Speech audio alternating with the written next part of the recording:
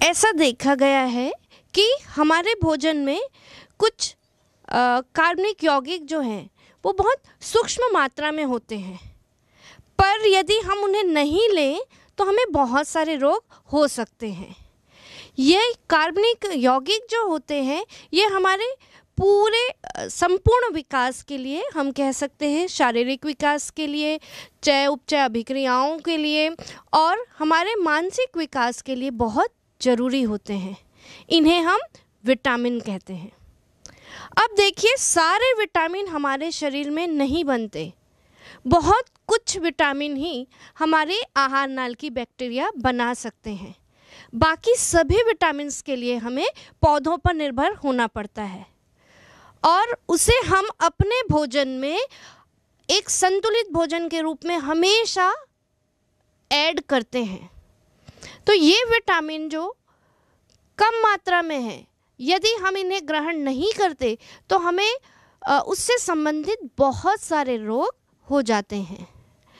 प्रारंभिक समय में इन्हें वाइटल एमीन कहा गया, क्योंकि उस समय जितने विटामिन ज्ञात थे उन सब में एमीन क्रियात्मक समूह होता था। पर जैसे जैसे आगे खोज होती गई तो पता चला कि सभी में एमीन ग्रुप नहीं होता। अब इन्हें केवल विटामिन कहा जाता है। इनका नामकरण अंग्रेजी की वर्णमाला से लिया गया है। Vitamin A, B, vitamin C, D, इस प्रकार इनका नामकरण किया गया है।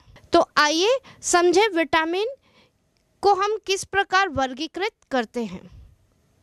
इन विटामिन्स को इनकी विलेयता के आधार पर दो भागों में बांटा गया है, वसा में विलेय विटामिन और जल में विलेय विटामिन। तो वसा में विलेय विटामिन है विटामिन ए, डी, ई और के, जबकि जल में विलेय विटामिन बी और सी हैं। तो जब कभी हमारे शरीर में पाचन की क्रिया होती जाती है तो पाचन की क्रिया के साथ साथ जो जल में विलेय विटामिन्स हैं बी और सी, ये मूत्र के द्वारा शरीर से क्या हो जाते हैं, बाहर हो जाते हैं। तो हमें लगातार विटामिन बी और सी को लेना ही रहता है। इन्हें हमारे भोजन में रोज लेना होता है। हालांकि बाकी विटामिन भी हमारे शरीर में संतुलित मात्रा में होने चाहिए। इनकी मात्रा शरीर में कम होने से हमें विभिन्न रोग होते हैं।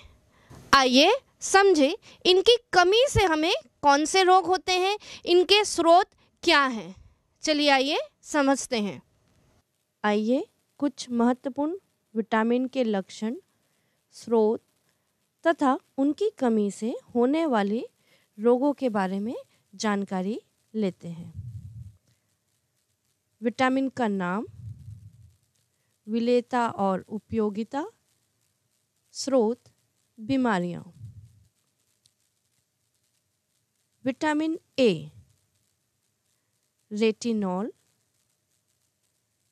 C20, H30O। ये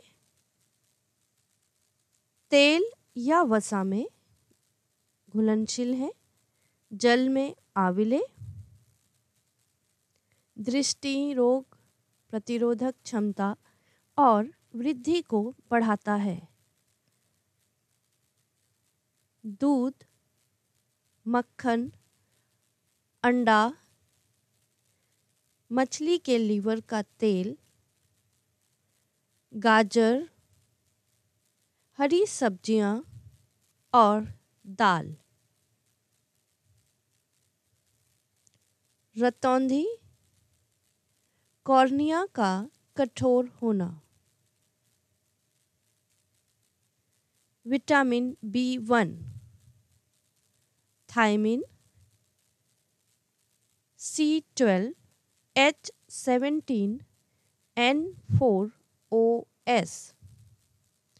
जल में विलेयशील, स्नायु तंत्र के स्वास्थ्य क्रिया के लिए। स्नायु तंत्र के स्वस्थ क्रिया के लिए।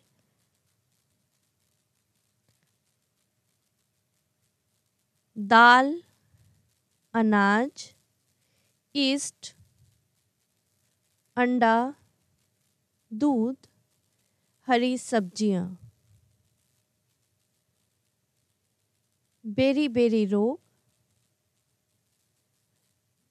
भूख कम लगना, वृद्धि में कमी, लकवा। Vitamin B2, riboflavin, C17, H20, N4O6। जल में विलेयशील शारीरिक विकास के लिए दूध, यीस्ट, हरी सब्जियां, मांस, मछली, अंडा। त्वचा, जीभ व ओठों का फटना, असमय बुढ़ापा। Vitamin B6, pyridoxine, C8, H11O3N। जल में घुलनशील अमीनो अम्ल का उपापचय। अनाज, चोकर सहित, दलहन, अंडा, रक्त अल्पता, सामान्य कमजोरी, घबराहट। Vitamin B12, cyanocobalamin, C63, H88, CO14, N14, O14P। जल में विलेयशील रक्त निर्माण। दूध, अंडा, लीवर, किडनी। रक्त अल्पता, मुंह एवं जीभ में जलन। विटामिन C, एस्कॉर्बिक अम्ल, C6, H8O6। जल में विलेयशील अस्थि तथा दांतों के लिए और घाव भरने के लिए। खट्टे फल, संतरा, नींबू, आंवला, हरी सब्जियों, टमाटर। स्कर्वी रोग, मसूड़ों से रक्तस्राव, दंत क्षय।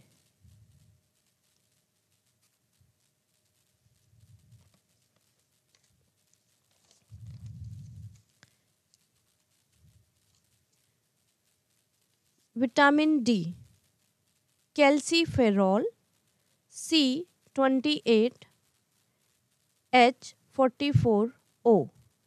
वसा तथा जल में विलेयशील सुदृढ़ अस्थि, कैल्शियम का उपापचय। Cod liver oil, Surya Prakash, अंडे, दूध, मक्खन। रिकेट्स, बच्चों में अस्थि विकृति, दंत रोग,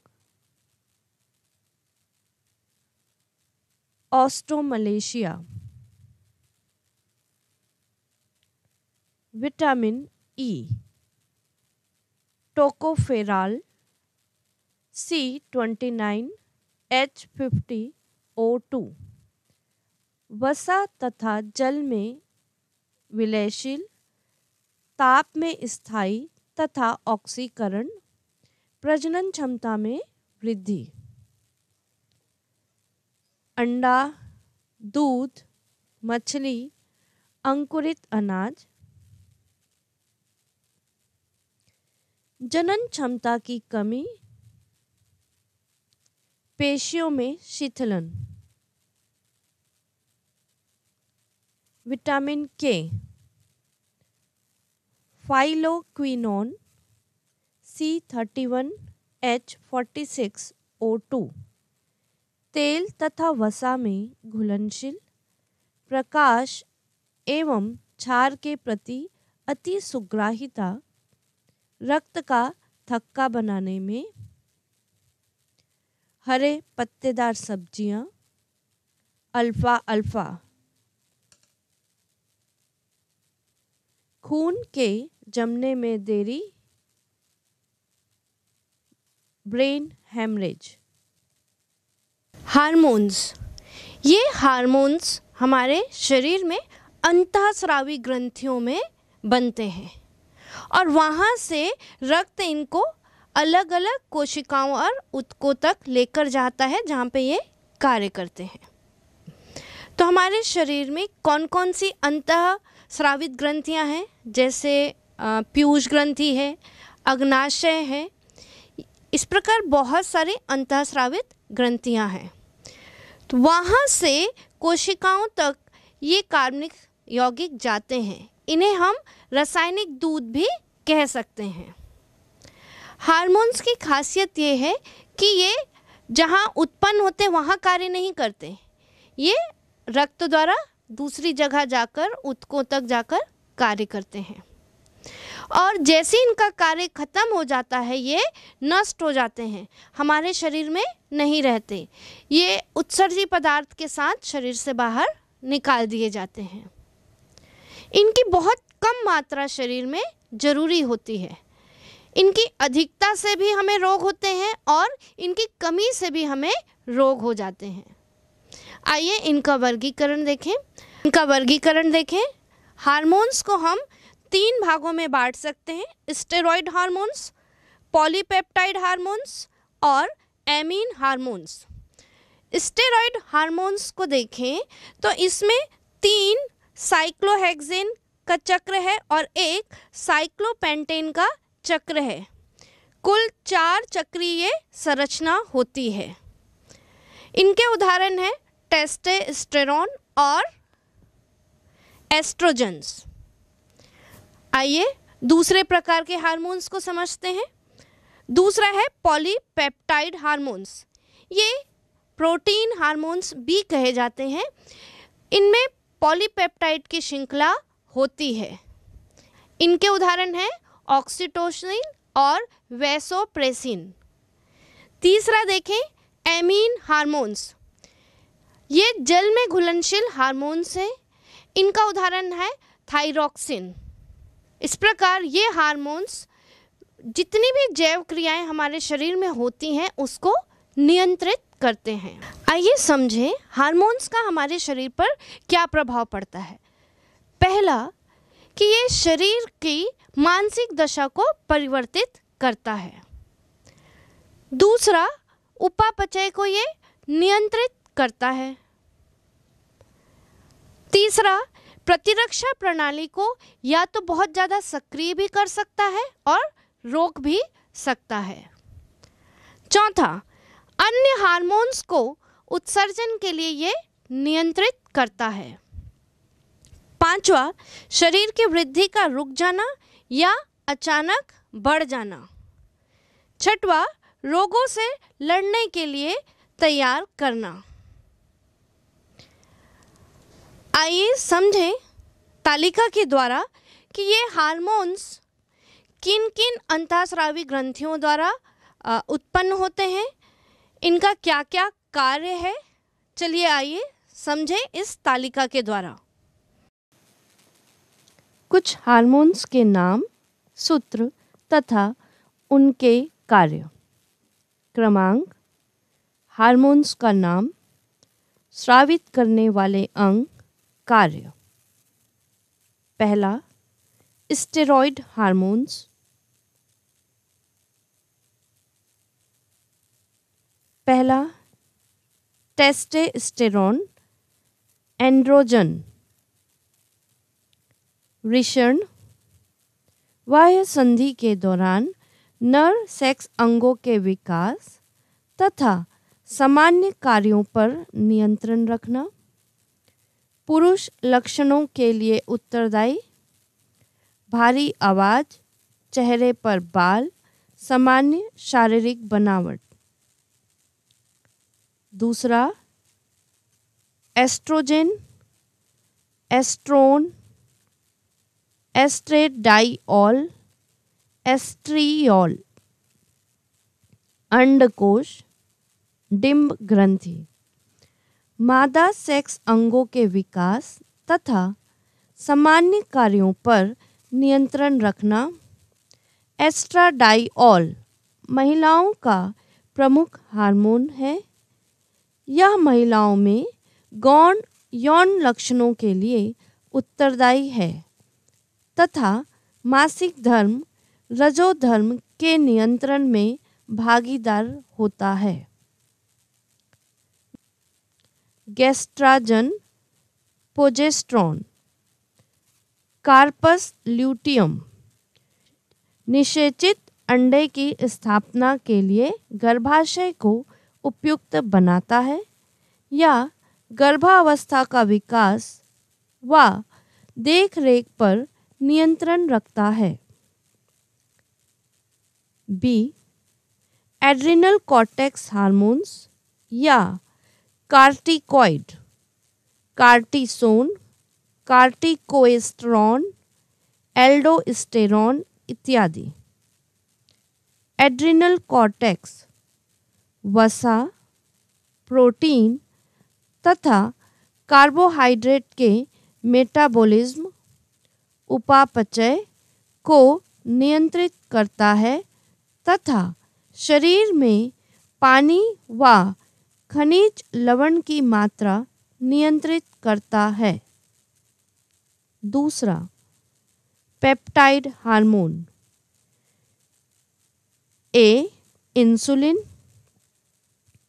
पेनक्रियाज ग्लूकोज के उपापचय को नियंत्रित रखता है तथा खून में ग्लूकोज स्तर को संतुलित रखता है। बी, ऑक्सीटोसिन, पश्चपीयूष ग्रंथि। बच्चे के जन्म के बाद गर्भाशय के संकुचन पर नियंत्रण रखता है तथा दुग्ध ग्रंथि से दूध स्रावित करता है।